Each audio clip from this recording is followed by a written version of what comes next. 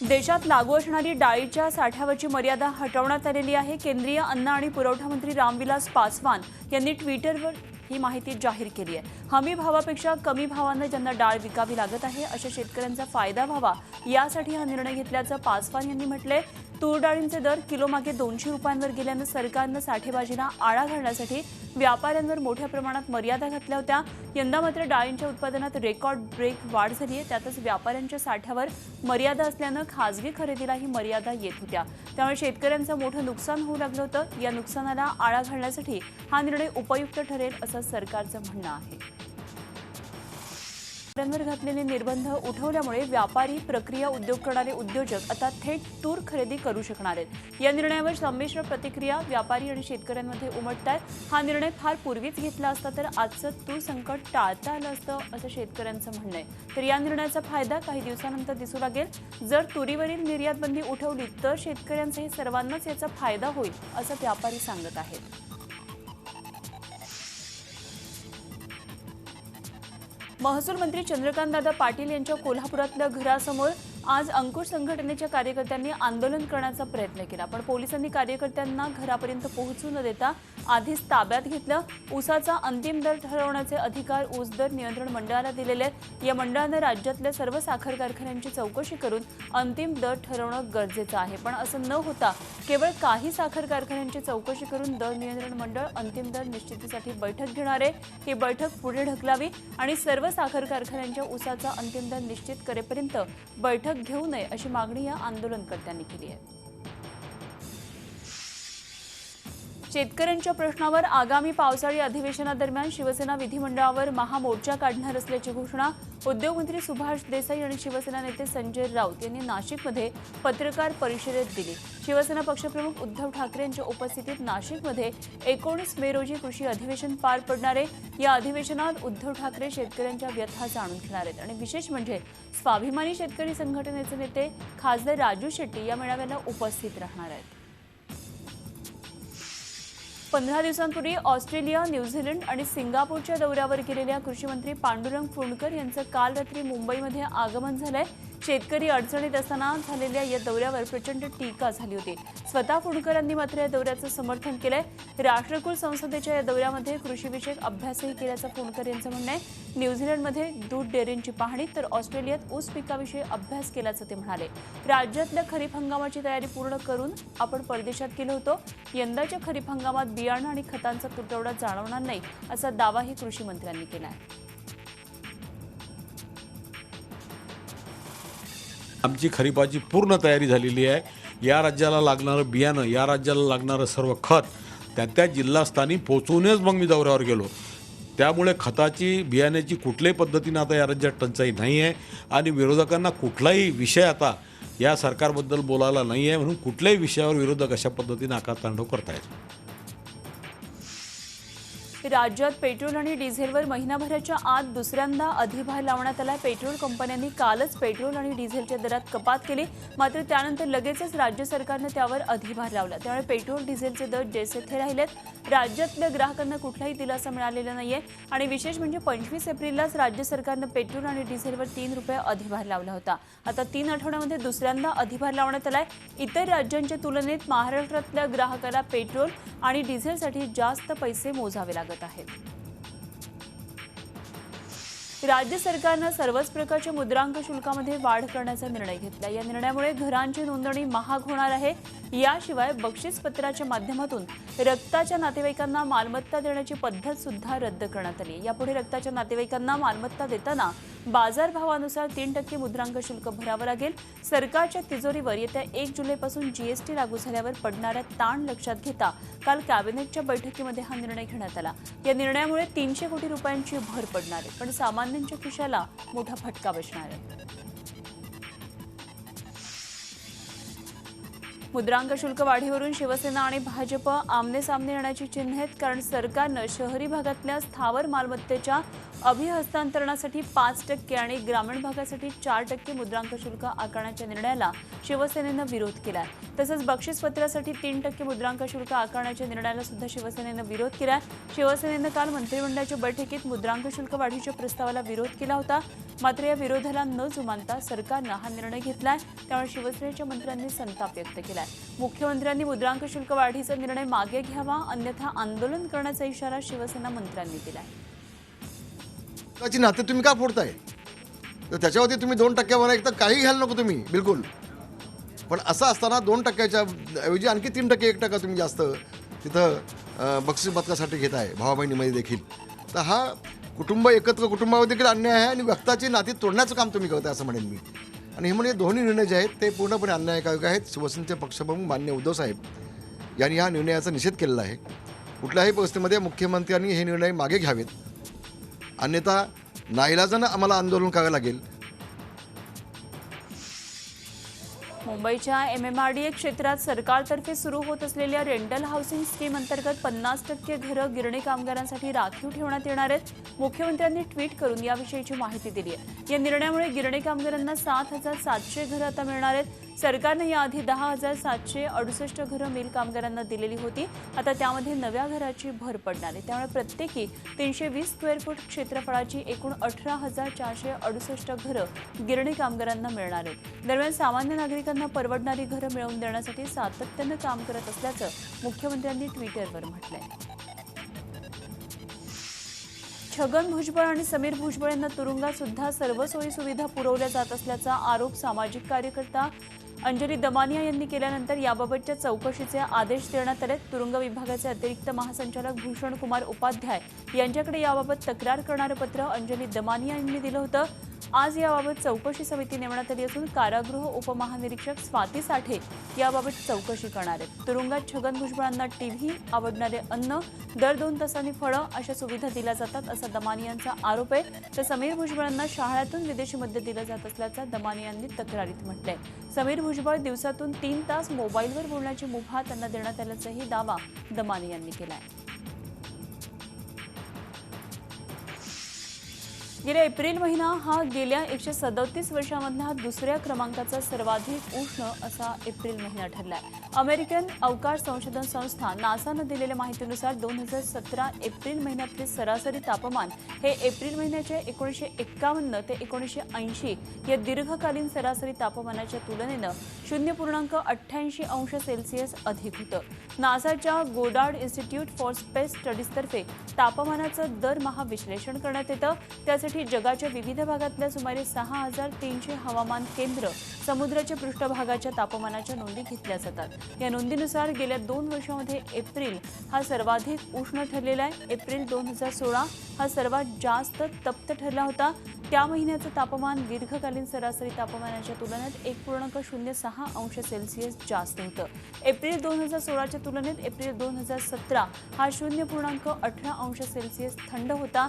तर सन 2010 मधला एप्रिल या कालावधीतला 3ऱ्या स्थानावरील सर्वात उष्ण एप्रिल महिना ठरला आहे. अंदमानमध्ये 6 दिवस लवकर आलेले मान्सून, केरळमध्ये देखील लवकरच धडकण्याची चिन्ह आहेत. एरवी 1 जूनला केरळमध्ये येणारा मान्सून यंदा 30 मेला हजेरी लावण्याचा अंदाज पुणे वेधशाळेने वर्तवलाय. मात्र राज्यात तो वेळेवर येईल की नाही हे पुढच्या काही दिवसांमध्ये स्पष्ट होईल असं पुणे वेधशाळेकडून सांगण्यात आलंय.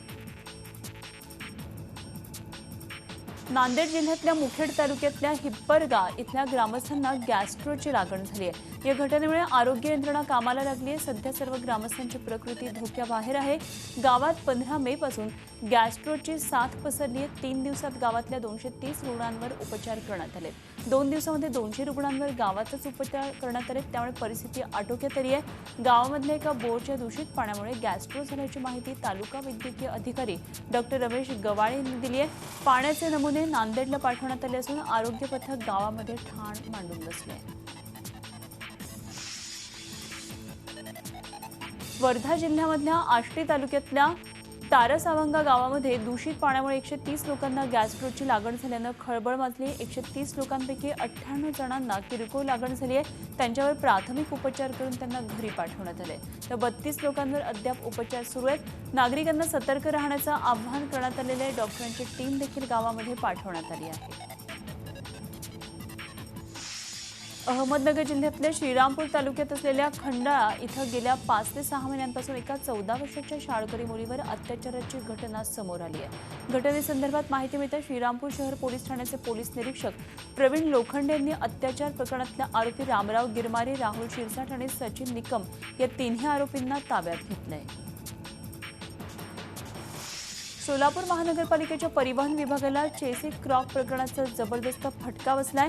केंद्राकडून जवाहरलाल नेहरू नगरोत्थान योजनेतून मिळालेल्या निधीतून घेतलेल्या 99 बसेस सध्या बंद असल्यानं पालिका परिवहन स्टिअरिंग जाम झालंय. आतापर्यंत फक्त 28 बस गाड्या रस्त्यावर धावत असल्यानं परिणामी परिवहनचं उत्पन्न प्रचंड प्रमाणात घटलेलं आहे आणि त्यामुळे परिवहनच्या कर्मचाऱ्यांचा 5 महिने पगार देखील झालेला नाहीये. त्यामुळे कामगारांची उपासमार होती आहे. सशस्त्र दरोडा घालण्याच्या उद्देशानं फिरत असलेल्या दोघा आरोपींना भंडारा स्थानिक गुन्हे शाखेनं रात्रीच्या सुमारास अटक केली आहे. हे दोघेही आरोपी दरोडा घालण्याच्या उद्देशानं लाखनी तालुक्यात संशयितरित्या फिरताना स्थानिक गुन्हे शाखेला आढळून आले. त्यांना थांबवून विचारपूस केली असता उडवाउडवीची उत्तरं त्यांच्याकडून मिळाली. मात्र खाकीचा धाक दाखवताच त्यांना कबुली देत त्यांच्याकडून घरफोडीसाठी लागणारं साहित्य आणि दुचाकी पोलिसांनी जप्त केली. चुन्नीलाल उईके आणि हरिश्चंद्र मेश्राम अशी या आरोपींची नावं आहेत. रॅन्समवेअर डेटा हॅक होण्याची शक्यता असल्यानं आरबीआयनं एटीएम सॉफ्टवेअर अपडेट करण्याचे निर्देश दिलेले आहेत. अशातच बांद्र्यातल्या लिंकिंग रोडवरच्या स्टेट बँक ऑफ इंडियाचं एटीएम वॅनाक्रायमुळे बंद पडलं होतं. भारतातल्या 60% एटीएमवर अशा प्रकारे हल्ले होऊ शकतात. यामुळे एटीएम सॉफ्टवेअर अपडेट करणं भविष्याच्या दृष्टीनं हितावह आहे. मात्र तरीही भविष्यात अशा प्रकारे हल्ले होणार नाहीत असं म्हणणं चुकीचं ठरेल. म्हणून आपण नेहमीच सतर्क राहिलं पाहिजे असं एक्सपर्ट्सचं म्हणणं आहे. रॅन्समवेअरचा उद्देश विद्यमान व्यवस्थेमध्ये बाधा निर्माण करणं आहे. मात्र एसबीआयची बँकिंग व्यवस्था फुलप्रूफ असल्याचा दावा बँकेचे उपप्रबंध निदेशक मृत्युंजय महापात्र यांनी केलेला आहे. आम्ही हालचालींवर नजर ठेवून आहोत. आमच्या सॉफ्टवेअर प्रणालीला आम्ही सतत तपासून पाहत आहोत आणि काही महत्त्वाचे बदल सुद्धा करत आहोत अशी माहिती त्यांनी दिली आहे. त्यामुळे ग्राहकांनी घाबरून जाण्याची गरज नाहीये. पण आपल्या खात्याची माहिती कोणालाही देऊ नये आणि अनोळखी फोन किंवा ईमेलला प्रतिसाद देऊ नये असा सल्ला त्यांनी ग्राहकांना दिला.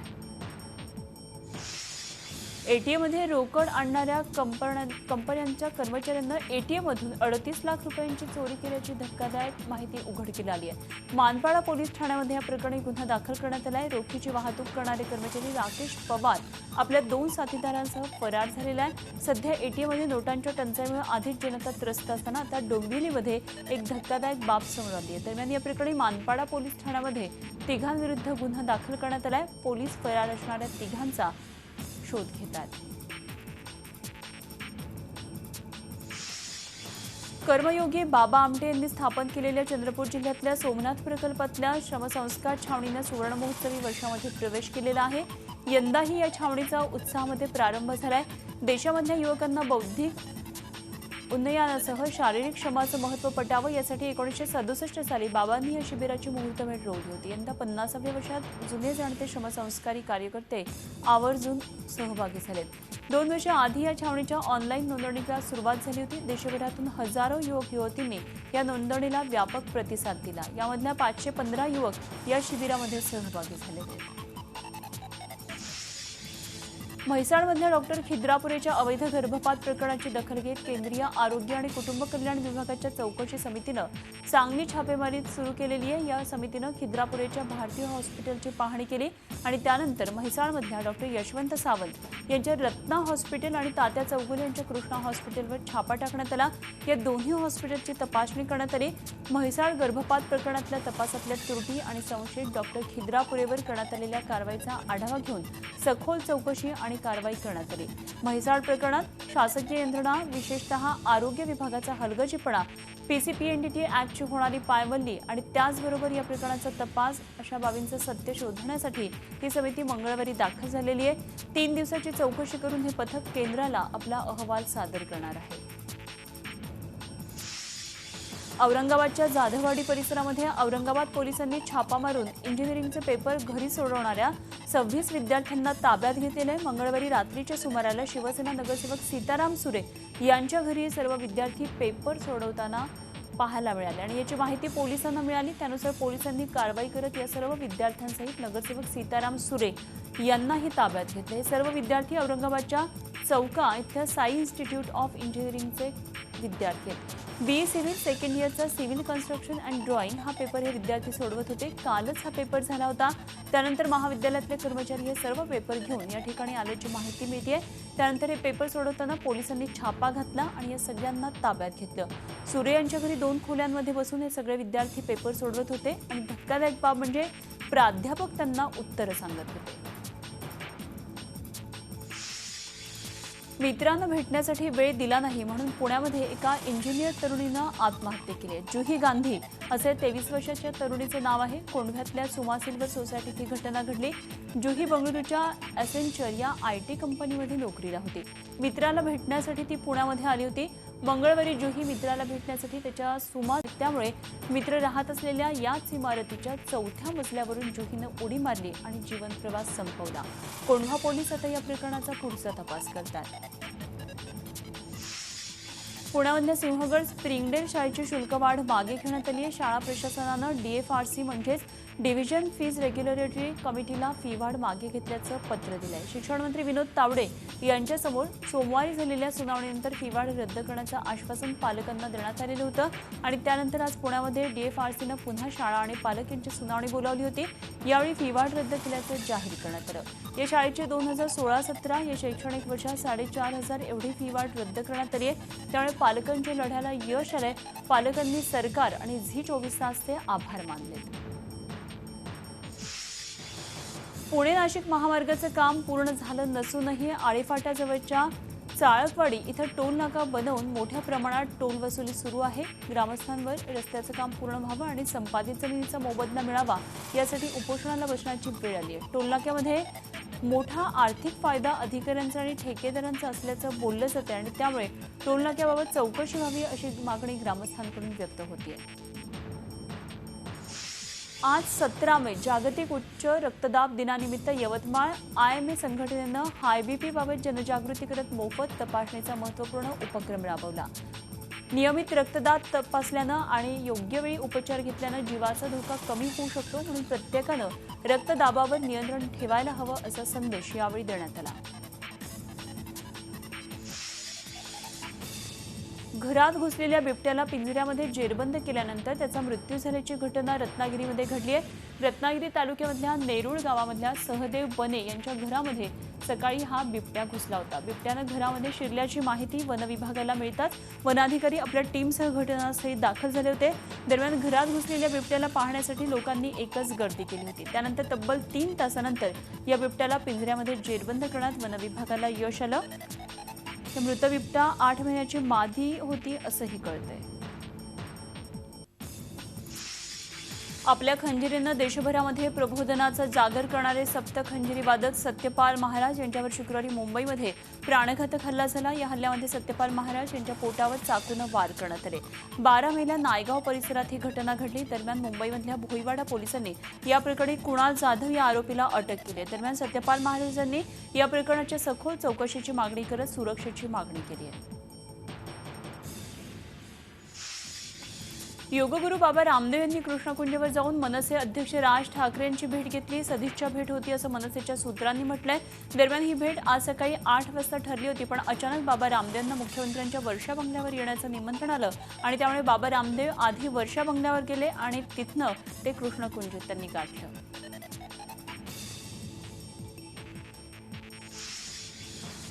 सध्या जामिनावर मुक्त झालेले मीरा भाईंदरचे आमदार गिल्बर्ट मेंडोसा यांनी राष्ट्रवादीला रामराम ठोकण्याचा निर्णय घेतला. मेंडोसांना शिवसेनेमध्ये घेण्यासाठी जोरदार फिल्डिंग लावण्यात आली आहे. तुरुंगातून बाहेर येताच आमदार प्रताप सरनाईक आणि राजन विचारे यांनी मेंडोसा यांची दुपारी भेट घेतली.